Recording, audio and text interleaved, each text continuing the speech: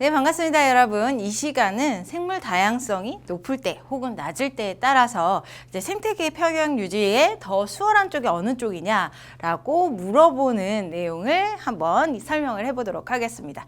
여러분들이 앞서서 이미 공부했던 생태계 혹은 생물 다양성에 대해서 공부를 잘 해두었다면 이 내용은 복습 내용이 되지 않을까 싶어요. 자, 일단은 첫 번째 생물 다양성이 높은 경우와 그 다음에 낮은 경우로 나누어지게 되는데, 여기에서 얘기하는 생물 다양성은 여러분들이 생각할 때에 종 다양성으로 생각하면 가장 이제 이해하기가 쉽다. 우리가 생각하는 생물 다양성, 우리가 알고 있는 다양성은 세 가지가 있죠. 유전적, 종, 그 다음에 생태계 다양성, 이렇게 세 가지가 있는데, 이 중에서 각각의 다양성의 특징을 물어보는 게 아니라 이 다양성의 일반적인 개념과 그 개념을 이용한 생태계의 평형을 물어보기 때문에 일반적인 생물 다양성인 종 다양성으로 여러분들이 파악을 해주시면 될 것 같아요. 자, 종 다양성이 높은 경우와 그 다음에 낮은 경우로 나눠지게 됩니다. 자, 높은 경우 같은 경우는 이제 먹고 먹히는 관계가 단일 사슬의 관계는 아니겠죠. 여기에서 먹이 사슬이라고 하는 게 바로 단일 사슬의 관계예요. 한 놈이 먹고 먹히고 그 다음에 한 놈이 먹고 먹히고 또 다른 먹이는 차선책은 없다라는 얘기. 자, 그런 관계일 때보다 자, 다양성이 높기 때문에 더 다양하고 복잡한 관계가 만들어졌을 때 이 생물 다양성이 높은 경우이다라고 얘기를 해줄 수가 있습니다. 또 하나, 이렇게 복잡하고 다양하게 되면 무슨 현상이 일어나게 되냐면, 만약에 한 종이 멸종을 하더라도 사라지더라도 다른 대책이 있는 거죠. 이 윗단계 같은 경우, 윗단계의 먹이 포식자 같은 경우는 이제 다른 피식자를 먹으면 되기 때문에 대체가 있어서 생태계 평형이 쉽게 깨지지 않고 잘 유지할 수 있는 조건이 이루어진다라고 볼 수가 있어요. 자, 그리고 마저 설명을 하고 그림으로 갈게요. 자, 두 번째는 생물 다양성이 낮은 경우예요. 위쪽에서는 좀 먹고 먹히는 관계들이 좀 다양하고 복잡한 상태였죠. 예를 들어서 뭐 사람을 기준으로 했을 때 사람이 오로지 돼지고기만 먹고, 돼지고기를 얘기하면 안 될 것 같아요. 자, 쌀만 먹고 산다고 한다면 쌀이 멸종됐을 때 먹을 수 있는 게 없어요.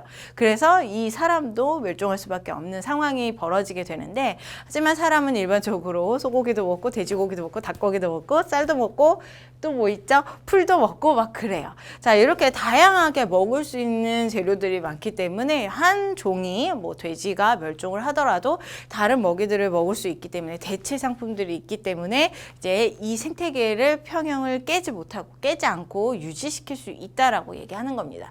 자, 생물종이 낮은 경우는 아까 처음 얘기한 것처럼 사람이 쌀만 먹었을 때의 상태예요. 자, 먹이 사슬이 굉장히 단순하다. 먹고 먹히는 관계가 하나의 일렬로 이루어져 있는 관계. 자, 그랬을 때 한 종이 멸종을 하게 되면 그것을 먹는 포식자도 멸종을 할 수밖에 없는 상황이 벌어지게 되는 거죠. 자, 대체할 수 있는 생물이 없기 때문에 생태계의 평형이 깨지고 대부분 다 멸종을 해버릴 것이다. 이런 얘기가 되는 겁니다.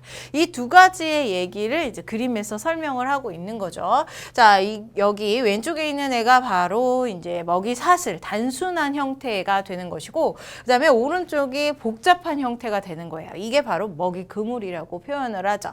자, 이런 먹이 사슬은 다양성이 굉장히 심플해요. 낮아요. 그렇기 때문에 예를 들어서 토끼가 멸종을 해버리면 이 매가 먹을 수 있는 밥은 오로지 토끼뿐이었는데 매가 풀을 뜯어먹을 수는 없죠. 자, 그렇기 때문에 토끼뿐이었는데 먹을 수 있는 게 없어. 그럼 얘도 마찬가지로 멸종을 해버릴 수밖에 없습니다. 그러면 이제 풀만 미친 듯이 자라나는 이제 황무지 생태계가 되는 거죠. 자, 그런 생태계는 다양성이 깨졌고 그 다음에 생태계 피라미드도 깨졌기 때문에 생태계 평형이 유지되지 못했다, 깨졌다라고 얘기를 하는 겁니다. 자, 하지만 이렇게 복잡한 형태, 먹이 그물의 형태 같은 경우는 자, 한 놈이 죽어요. 예를 들어서 누구를 죽일까요? 쥐를 죽여요. 쥐가 멸종이 됐습니다. 그러면은 이 쥐를 먹는 뭐 토끼가 아니죠. 늑대라던가 아니면 도마뱀 혹은 뱀, 도마뱀은 안 먹네요. 자, 뱀이라던가 아니면 늑대라던가 이런 애들이 다른 먹이를 먹으면 돼요. 누구를 먹으면 되냐면 토끼를 대신 먹으면 되고요. 해서 도마뱀을 대신 먹으면 됩니다. 이런 식으로 각각의 이제 멸종에 대해서 대체할 수 있는 애들이 존재하기 때문에 그 대체제를 찾아서 이제 생태계가 살짝 흔들린다 하더라도 다시금 그 평형을 유지할 수 있는 계기를 만들 수 있게 되는 거죠. 그래서 생물 종이 이렇게 다양하면 다양할수록 여기 그림보다 훨씬 더 복잡하면 복잡할수록 그 생태계는 훨씬 더 안정적으로 유지가 될 수 있다라고 하는 게 이 내용이 되겠네요. 자, 여기까지 정리하시면 될 것 같습니다.